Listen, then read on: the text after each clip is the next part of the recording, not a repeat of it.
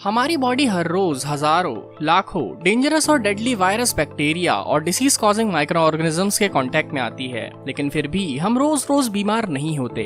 यहाँ तक कि हम इन वायरस और माइक्रो ऑर्गेनिजम्स पर ध्यान तक नहीं देते। लेकिन शायद आप नहीं जानते होंगे कि आपके फोन पर भी 7000 से ज्यादा अलग अलग टाइप के वायरस और बैक्टीरिया रहते हैं जो आपको बीमार भी कर सकते हैं। तो फिर हम रोज बीमार क्यों नहीं होते और हम इन खतरनाक वायरस और बैक्टीरिया से बच कैसे जाते हैं?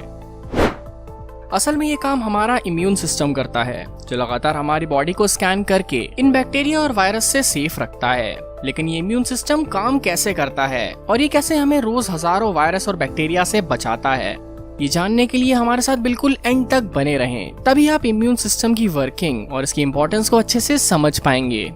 इम्यून सिस्टम हमारी बॉडी के एंटीवायरस की तरह होता है, बिल्कुल हमारे कंप्यूटर के एंटीवायरस की तरह। जैसे हमारे कंप्यूटर का एंटीवायरस हमारे कंप्यूटर में वायरस को घुसने से रोकता है और अंदर के वायरस को डिलीट करता है, बिल्कुल वैसे ही हमारी बॉडी का इम्यून सिस्टम फॉरेन बॉडीज जैसे वायरस और बैक्टीरिया से हमें प्रोटेक्ट करता है। अगर हमारी बॉडी में इम्यून सिस्टम नहीं होता तो हम सर्दी जुकाम जैसी छोटी सी बीमारी या उंगली पर एक छोटे से कट से भी मर सकते थे, लेकिन इम्यून सिस्टम की वजह से ऐसा नहीं होता। तो ये इम्यून सिस्टम काम कैसे करता है?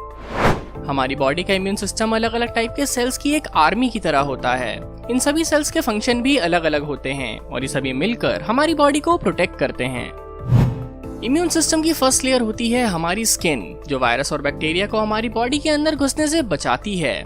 लेकिन अगर फिर भी किसी तरह से कोई वायरस या बैक्टीरिया हमारी बॉडी में घुस जाए, जैसे किसी कट या चोट से, तो भी डरने की बात नहीं है। हमारे इम्यून सिस्टम में लाखों करोड़ों डिफेंसिव व्हाइट ब्लड सेल्स होते हैं, जिन्हें ल्यूकोसाइट्स भी कहा जाता है। ये हमारे बोन मैरो में बनते हैं। ये व्हाइट ब्लड सेल्स हमारी ब्लड वेसल से पूरी बॉडी में घूमते रहते हैं। हमारी एक बूंद खून में 7 से 15,000 व्हाइट ब्लड सेल्स होते हैं और ये लगातार हमारे ब्लड, टिश्यूज और ऑर्गन्स को स्कैन करते रहते हैं।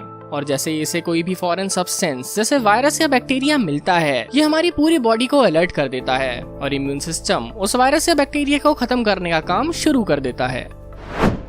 लेकिन हमारी बॉडी में तो लाखों करोड़ों टाइप में से किसी भी टाइप का बैक्टीरिया या वायरस हो सकता है। तो फिर इम्यून सिस्टम को पता कैसे चलता है कि किस टाइप के वायरस ने हमारी बॉडी पर अटैक किया है और उससे कैसे लड़ना है? इस काम के लिए व्हाइट ब्लड सेल्स दो अलग अलग ग्रुप्स में डिवाइडेड होते हैं। एक होते हैं फैगोसाइट और दूसरे लिम्फोसाइट।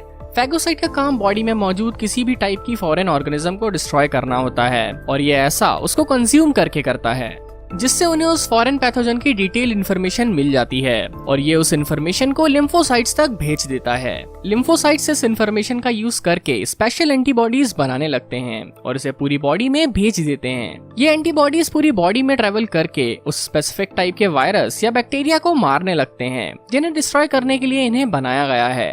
और कुछ टाइम में हमारी बॉडी उस वायरस या बैक्टीरिया से फ्री हो जाती है। और जब ये सब होता है तो हमारी बॉडी का टेम्परेचर थोड़ा बढ़ जाता है, जिसे हम बुखार या फीवर कहते हैं। बॉडी के हाई टेम्परेचर की वजह से वायरस और बैक्टीरिया ज्यादा तेजी से फैल नहीं पाते और इम्यून सिस्टम को इससे मदद मिलती है। यूजुअली इम्यून सिस्टम कुछ दिनों में वायरस और बैक्टीरिया को पूरी तरह से खत्म कर देता है, मगर यह आपको बीमार होने से हमेशा नहीं बचा पाता। इसका काम केवल वायरस और बैक्टीरिया को हमारी बॉडी में डेंजरस लेवल तक फैलने से बचाना होता है। इम्यून सिस्टम का एक और फायदा भी होता है, जिसे लॉन्ग टर्म इम्यूनिटी कहा जाता है। इम्यून सिस्टम वायरस और बैक्टीरिया की इंफॉर्मेशन को रिकॉर्ड कर लेता है और जब वो सेम टाइप का वायरस या बैक्टीरिया बॉडी पर अटैक करता है तो ये इंस्टेंटली एंटीबॉडीज बना के उसे खत्म कर देता है, जैसे चिकन पॉक्स वायरस को।